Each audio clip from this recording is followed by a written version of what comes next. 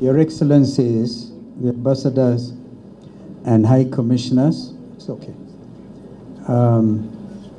My colleagues in the People's Coalition, invited guests, ladies and gentlemen, this is meant to be a stress-free occasion. So just shake around and say, this is no serious business. And just greet the person next to you, because I think you should. If there's somebody you don't know, please don't leave. Your Excellency, the Australian High Commissioner just met Philip Kissia and Dr. Farouk Chowdhury, my friend, the High Commissioner of Cyprus, call it Kypros. I greeted him, Kalispera. That's like my second country, and thank you, Your Eminence, for coming. Thank you all. These are my reflections, and of course they can't be exhaustive. But before I do make a few remarks in that regard, I just received a telephone call from Fred Matiang'i. He was supposed to be here, and our brother Senator Richard Onyonka, are you still there? Senator Richard, he's right there. Please come so people see this tall, kissy man. There's something trending in the social media. Remember that speech. And it was amazing. Thank you, Richard, for being here. Our brother Fred has asked you to be here because he's on a long call with the World Bank in Washington. He's still out there until later in the year. And our friend Rigathi Gachagua could be on the way. And so let me start also by apologizing. In fact, we have my sister Sally Kosgei's name on the printed list, printed program. I was meant to have gone to have tea with her before coming here. And I think my team were very, very excited that Dr. Sally Kosgei, who has worked for me for longest in the world of diplomacy, would have wanted to be here. And I'm sure after this, I'm going for my cup of tea with Sally. So as I listened to my colleagues and friends, I was wondering whether they are talking about me, actually. Yeah, look at you. Were you really talking about me? A guy from Muna in Sekuru. After Wamonyoro last Sunday, we all decided the next stop should be Sekuru. There's a village called Muna. And Muna actually means when you get to Muna, you get completely helped. You turn around. Your fortunes turn around. It's always nice to hear positive feedback from friends and colleagues, and I truly well appreciate it. I'm thrilled to see all of you here tonight. You've endured both Nairobi's traffic and weather. Nairobi weather is becoming like British weather. You meet a British man and ask you, how is the weather today? Nairobi weather is becoming pretty much like the British weather. Thank you for trying, and you've all made it. That's your decision to join me this evening. Speaks volumes. Your Excellencies, party leaders, members of Parliament, members of the 4th and 5th Estates, dear friends, colleagues, and family. A month ago, on April the 10th, I quietly marked 20 years of diplomacy and 40 years of political dialogue. You've seen, you've seen that. My head was full of good hair when it started. To my wife Pauline, who is watching, thank you for being my life partner and my soulmate. You're the perfect description of that lady in Proverbs 31:28. She is clothed, I quote, with strength and dignity. She can love at the days to come. She speaks with wisdom, and faithful instruction is on her tongue. She watches over the affairs of her household and does not eat the bread of idleness. My wife Pauline, those of you know, have been really hard working at the central bank for so many years.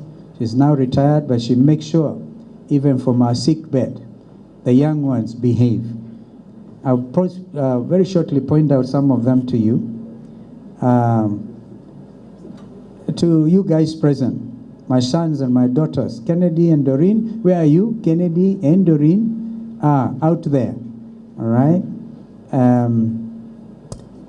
Kevin, is Kevin in the house? We're supposed to get here. He has a big day on Saturday.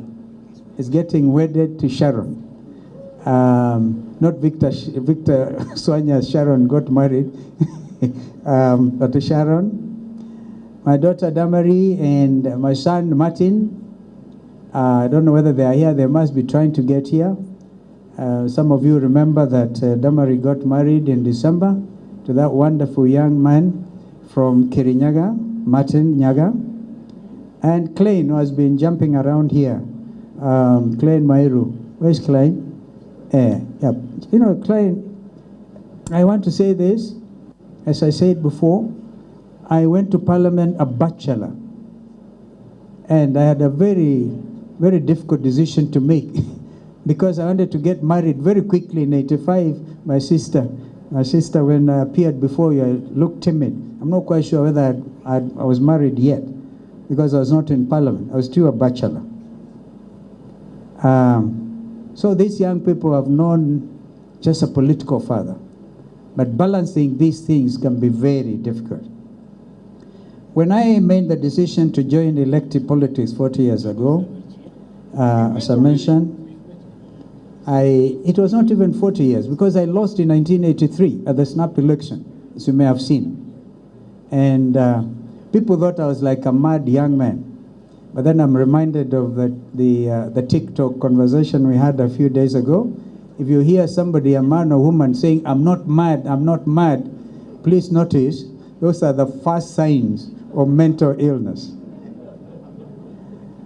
My armor at the time consisted of God's cloak, a loaded ring, my soon-to-be wife and life partner Pauline, and a burning desire to accomplish something worthwhile for my people.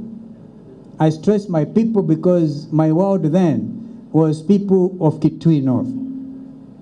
The previous speakers, as well as the documentary, have highlighted many facets of my diplomatic experience and political discussion. As a result, I will not belabor them any further. Nonetheless, I would like to thank everyone whose faith and conviction in my abilities propelled me to this incredible position. I will always be grateful for the privilege to serve for 28 years as Member of Parliament of Kitui North, as it then was, and Mwingi North, the longest serving after Presidents Daniel Arap Moi and Mwai Kibaki, as Minister in 5 substantial decades, as an Assistant Minister under the guidance of 2 great servants of our Republic, the late Honorable Ken Matiba and the late Honorable Justice Oletipis. As the youngest Deputy Speaker in Parliament, and of course subsequently, as we all know, as the 10th Vice President of our country. Your Excellencies, friends of Kenya, colleagues, the 4th and 5th estates, Kenya is currently at a crossroads, much like it was 5 years ago when I was first elected to Parliament. 40 years ago, I beg your pardon, when the repeal of Section 2A of the then existing Constitution of Kenya brought about a multi-party democracy. In 2002, when the NARC wave swept the ruling party, and the mother has just pointed out, I was the longest organizing secretary of KANU for 12 years. I wish my brother Gideon Moi was here. I don't think he must have been a toddler. From 59 years of power. KANU was in power for 59 years. And the late President Kibaki famously was quoted as saying, bringing down KANU was like cutting the famous Kikuyu Mugumo tree with a razor blade. It can't happen. But it happened. And in 2000, when that happened, Kenyans were regarded as the most optimistic people in the world.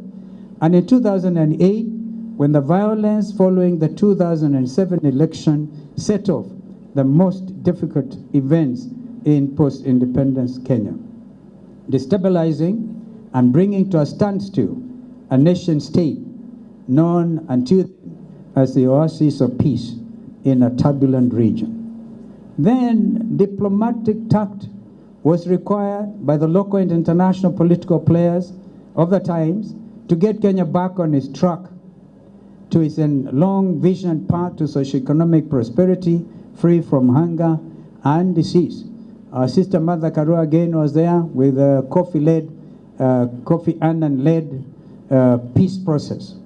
The same is required, I dare say, now more than ever before. On June 25th, a day I call J25, Kenya's working class, young men and young women with pay stubs came to the streets in peaceful protest against the harsh finance bill 2024 and an impeached parliament. Actually, they did impeach the parliament. Kenya's youth are particularly concerned about the ruling elite's excesses, which included poor administration marked by tribalism, by nepotism, and rampant corruption. The tech-conscious, digitally savvy, and woke, quote-unquote, generation were astounded by leaders who loudly and at every opportunity said, I quote again, tighten up your belts. Kenya's coffers are empty, end of quote. While posting outrageously opulent lifestyles on social media and accruing more frequent flyer miles than road trips to their constituents. Using social media platforms, the likes of X, Instagram, WhatsApp, Facebook, Telegram, and TikTok, they rallied behind the hashtag Reject Finance Bill 2024 and urged their parliamentary representatives to vote against the bill. It is my opinion that this tech-savvy and socially conscious youth irrevocably transformed the political, socio-economic discussion in our country forever. Their diplomatic tact of actively exercising their constitutional rights, specifically Articles 1 and 37 of Kenya's Constitution, that is, and I want to quote under Article 1, Sub-Article 1, which states all sovereign power belongs to the people of Kenya and shall be exercised only in accordance with this Constitution, end of quote. And subsection 2 states that the people may exercise their sovereign power either directly or through their democratically elected representatives, end of quote. Further, under Article 37, every person has the right to peaceably and unarmed to assemble, to demonstrate, to picket, and to present petitions to public authorities. This call to action was keenly watched and followed by millions worldwide. It inspired many movements in Africa and around the world. Your Excellencies, ladies and gentlemen, the unnecessary and disproportionate increment in the use of excessive force by Kenya's police service should be a concern to all of us. During the protests in 2023 and in 2024, over 125 young Kenyans lost their lives to police bullets. Up to date, no security officer has been charged and or prosecuted. The victims' families are yet to receive any form of justice. There is also a sharp increase in kidnappings and abductions. The brother, the Speaker, J.B. Muturi, and immediate former Minister for Public Service, Attorney General, a distinguished Kenyan, had to shout so that his dear son could be released. He kept on asking, how about those parents who were not as fortunate as he was? And their kids are still missing, some of them even as we speak today. That 4 young men could be tracked just a few days ago and taken into custody by the security services because of the BBC Africa Eye documentary, Blood Parliament, clearly demonstrates increased authoritarianism in this country against anyone deemed to have a different view, regardless of age. I urge the international community, and I want to use the plural here, we urge the international community here represented, who honor their values and commitment to the promotion of universal respect for and observance of human rights and fundamental freedoms, as stated in the preamble to the UN Declaration of Human Rights, to join us in condemning these acts and demanding an immediate cessation of human rights abuses and systemic oppression.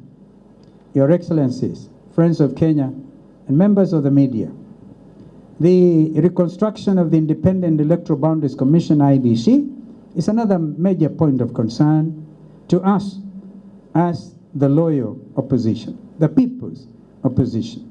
Yesterday, I wrote to President William Ruto after the 9-member IBC selection panel, which was responsible for recruiting candidates for the positions of chairperson and the IBC members, submitted their findings to him at State House, Nairobi.